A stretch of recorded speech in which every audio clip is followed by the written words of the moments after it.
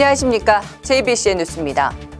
검찰이 유통기한이 지나 폐기 처분해야 할 계란을 국내 유명 제과업체의 원료로 납품시킨 한국양계농협조합장 오모 씨 등 4명에 대해 축산물 위생관리법 위반 혐의로 구속 기소하고 또 전 공장장 이모 씨를 비롯해 4명에 대해서도 같은 혐의로 불구속 기소했습니다. 쌍용자동차 평택공장 굴뚝에 올라간 이창근 씨가 100하루 만에 굴뚝 농성을 중단하고 내려왔습니다. 이 씨는 건강 상태 등을 고려해 바로 병원 치료에 들어갔습니다. 두 내용 정태석 기자가 보도합니다.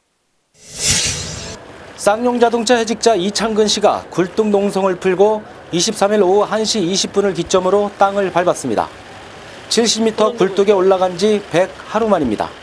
이 씨는 지인과의 영상통화를 통해 다행히 크게 아픈 곳은 없는 것 같다며 앞으로 노사 측과 원만한 교섭 진행에 걸림돌이 되지 않기 위해 내려가는 것을 결심했다고 전했습니다.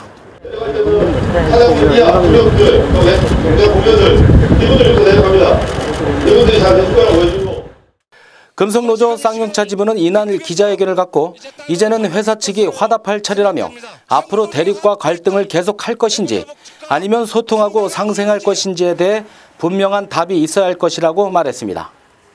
그러면서 노조 측이 요구하는 187명에 대한 복지 문제를 반드시 관철시키라고 주장했습니다.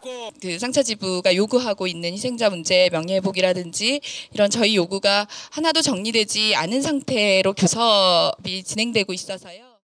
이 씨는 이날 쌍용차 정문을 통해 나가겠다는 의사를 밝혔지만 경찰은 취재진에 대한 부담과 물리적 충돌 등을 우려해 이 씨를 공장 뒷문을 통해 병원으로 이송한 것으로 전해졌습니다.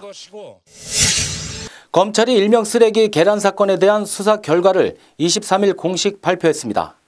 수원지검 평택지청은 폐 계란을 정상 계란에 섞어 국내 유명 제과업체의 원료로 유통시킨 한국양계농협조합장 65살 오모 씨 등 4명을 축산물 위생관리법 위반 혐의로 구속 기소하고 또 전 공장장 48살 이모 씨 등 4명에 대해서도 같은 혐의로 불구속 기소했습니다. 이들은 2013년 12월부터 지난 1월까지 폐기 처분해야 할 일명 파란을 정상적인 계란에 섞어 국내 유명업체인 L제과 등에다 납품한 혐의를 받고 있습니다. 이들은 또 운영 적자를 줄이고 폐기물 처리 비용을 절감하기 위해 이 같은 범행을 저지른 것으로 검찰 조사 결과 밝혀졌습니다. 검찰은 유통된 최종 제품을 경인지방식약청에서 검사한 결과 다행히 유해물질은 검출되지 않았다고 설명했습니다. JBCN 뉴스 정태석입니다. 쌍용자동차 굴뚝 농성을 벌인 이창근 씨가 100하루 만에 땅을 밟게 됐습니다. 다행히 건강 상태는 나쁘지 않다는데 앞으로 쌍용자동차 해직 근로자의 문제가 70m 상공 굴뚝으로 이어지는 일이 없었으면 하는 바람입니다. 뉴스 마치겠습니다. 고맙습니다.